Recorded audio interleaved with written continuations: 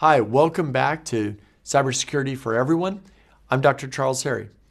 In our last video, we talked about some practical examples of real-world hacks that have occurred and which highlighted some of the complexities that we have to deal with in terms of differences in the threat actors, the hackers we face, their motives, the tactics that they use, and the end effects. In this video, I want to talk a little bit about some of the practical questions facing policymakers and the constraints they have to solving some of those questions. And so some of the practical questions that they have to deal with are things like, does the government have the right to read my communications? And what if they're part of a criminal investigation versus if it's part of an intelligence operation? What does that dividing line look like? What are some of the authorities that are required? And depending on which country you're talking about, whether it's the United States or China or Russia or the Central African Republic, they're going to have different authorities based on their own governance structures. So you need to think about which country you're dealing with and some of the complications associated with specific questions. You might have to ask questions about, should governments use specific cyber tools to engage in certain types of asymmetric forms of warfare or espionage? And how do you enforce such standards where you might want to draw a line, where you say that some targets are off limits versus some which are not? What sort of regulatory powers should the government assert to govern critical infrastructure? Should it even do so? Right? These are questions that have to be asked. Is the problem of cybersecurity simply a private problem, or is it a broader public problem? How do you make that determination? How do you differentiate between the two? These are really, really complicated questions that have to be asked. And can free speech be censored? If so, in what cases?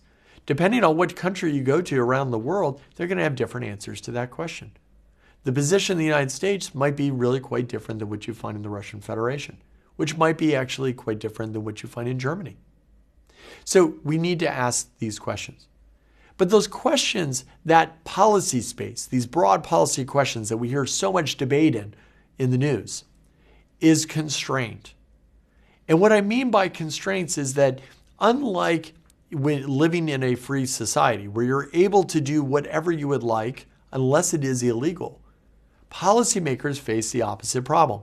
You are not actually able to undertake certain activities unless you are authorized to. This is a fundamental problem.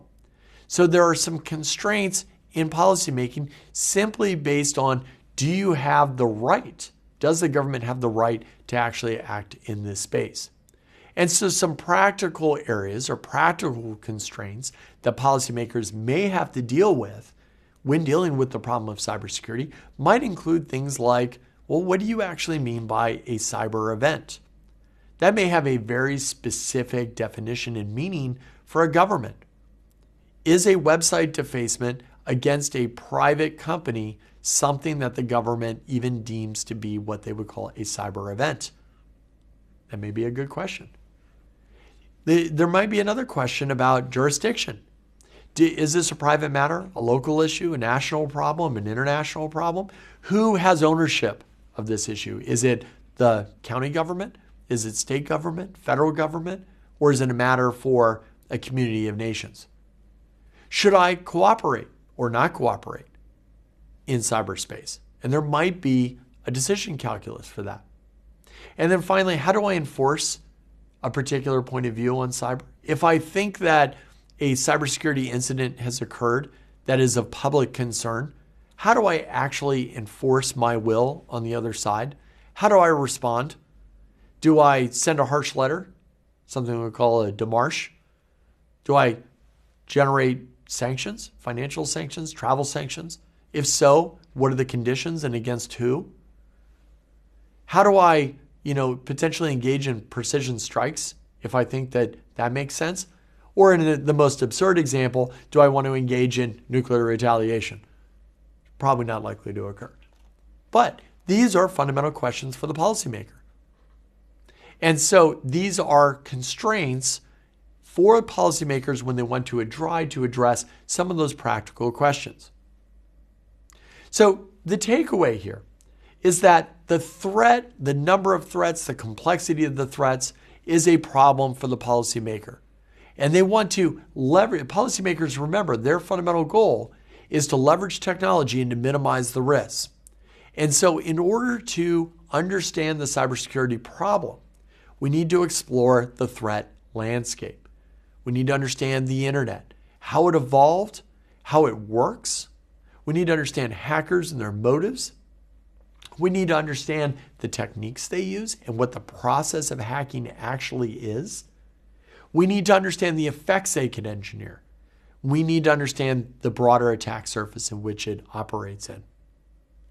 So next time, we want to talk about the history and evolution of the internet. We're going to deep dive into the first part of the threat landscape.